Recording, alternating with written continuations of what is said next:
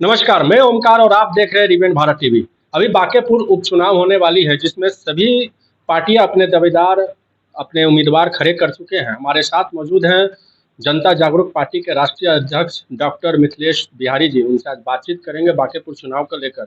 Sir, क्या लगता है इस चुनाव में किनकी पल्ला भारी लग रही है? ये तो जनता मूड बना चुकी है कि जो बीजेपी को हराएगा उसी को वोट करेंगे। बांकीपुर विधानसभा की जनता इसलिए भी मूड बनाई है क्योंकि बिहार में भ्रष्टाचार, बिहार में अपराधी ये सब मतलब खुलेआम घूम रहे हैं और क्राइम को अंजाम एकदम निधड़क बिना लगाम के दे रहे हैं। तो बिहार की जनता इस बार इतिहास लिखने जा रही है। बांकीपुर की जनता इतिहास लिखने जा रही है, आईना दिखाने जा रही है भारतीय जनता पार्टी को।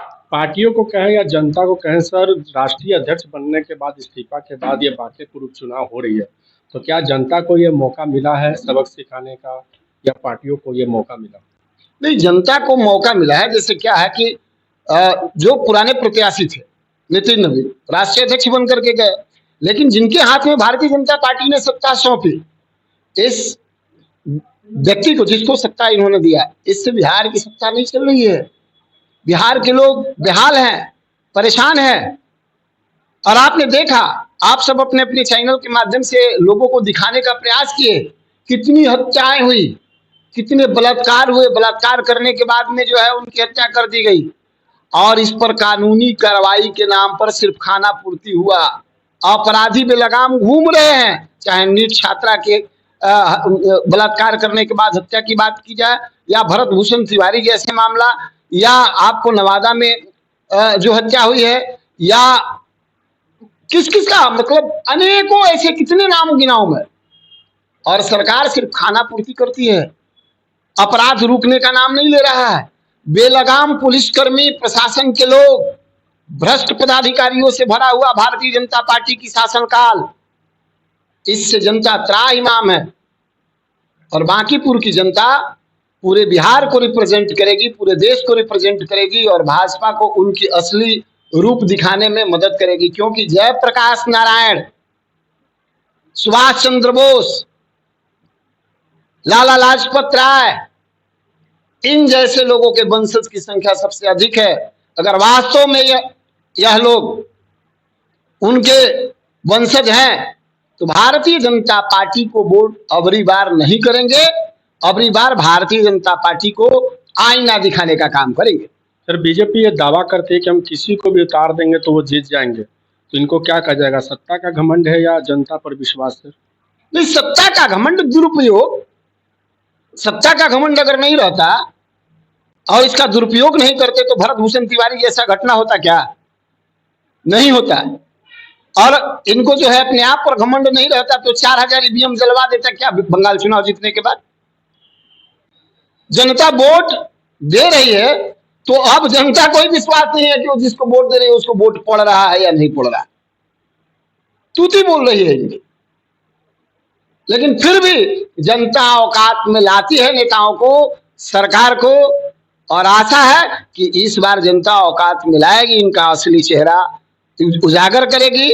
और मैं अपील भी करता हूं बांकीपुर विधानसभा क्षेत्र की जनता से कि आप जो भारतीय जनता पार्टी को बांकीपुर विधानसभा में हरा रहा है उसको वोट करिए, ताकि भारतीय जनता पार्टी को यह समझ में आए कि जनता कितनी बदहाल है, कितनी परेशान है, जनता कितनी दर्द में है, कैसे चीख रही है और कैसे चिल्ला रही है। बिहार की जो सर अभी वर्तमान की जो स्थिति अपराध को लेकर अगर देखा जाए, जो भी कांड हुआ, भरत तिवारी हत्याकांड हो गई, लड़की को बाप के सामने ले गया गया, हत्याकांड, रेप जैसे अनेकों मामले सामने आए हैं, तो क्या इस बार बांकेपुर पर जनता वोट के आधार पर उनको न्याय दिलाएगी?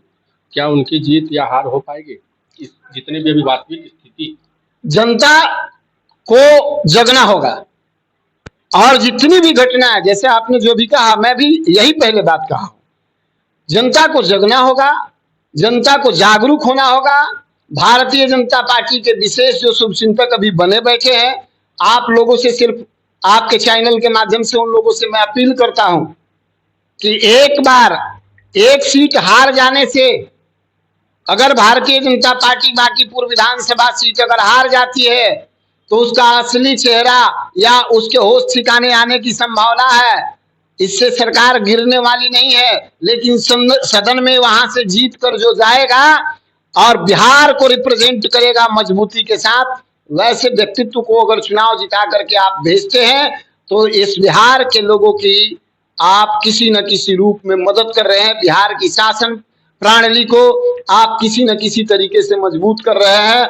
और जो यह सरकार है, जो बेलगाम सरकार है, भ्रष्ट सरकार है, अपराधियों की सरकार है, इन सरकार को होश में लाने का मौका है।